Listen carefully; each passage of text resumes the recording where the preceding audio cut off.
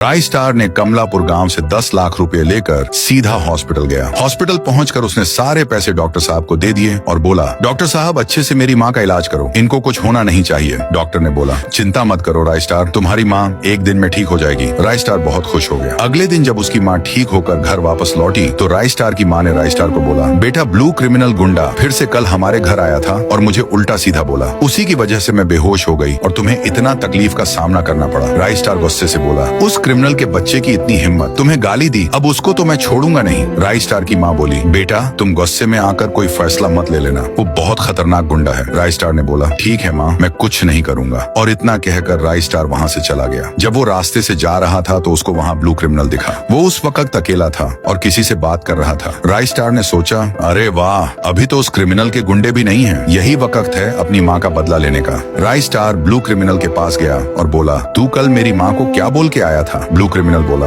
अरे देखो गरीब का बच्चा आ गया, तुम लोगों ने अभी तक मुझे पैसे नहीं दिए मेरे, इसलिए मैंने तुम्हारी माँ को थोड़ा समझा के आया था। ब्लू क्रिमिनल फिर से उसकी माँ को गाली देने लगा। राय स्टार बर्दाश्त नहीं कर पाया और हथौड़ा निकालकर सीधे उसके सर पे दे मारा। ब्लू क्रिमिनल वहीं गिर गया और उसकी सांसें रुक गईं। राय स्टार जोर से बोला, जो भी मेरे परिवार के बारे में उल्टा बोलेगा उसका मैं यही हाल करूंगा। आस पास लोग खड़े थे, उन सब के अंदर राय स्टार का खौफ बैठ गया। आधी रात में राय स्टार को याद आया कि कमलापुर वाले भूत के पास भी जाना है, क्योंकि इस भूत ने उसकी बहुत मदद की थी, तो उसका भी बात मानना पड़ेगा। राय स्टार कमलापुर की तरफ चल पड़ा। कमलापुर पहुंचकर उसने उस भूत से बोला, हाँ बोलो भाई, आपने मुझे यहाँ बुलाया था। वो भूतिया लड़का बोला, मुझे बहुत खुशी हुई कि तुम अपने वादे के पक्के हो। अब तुम्हें मेरा एक छोटा सा काम करना पड़ेगा। आज से 20 साल पहले मुझे व्हाइट 444 नाम के एक गुंडे ने बड़ी बेरहमी से मार डाला था और मेरी लाश को इसी गाँव में दफना दिया था। मैं अब मर चुका हूँ, लेकिन मेरी आत्मा को तभी शांति मिलेगी जब व्हाइट 444 को मौत मिलेगी, और ये काम तुम्हें करना होगा। राय स्टार बोला, मैं आपके लिए कुछ भी कर सकता हूँ, क्योंकि आपने मेरी माँ की जान बचाई है।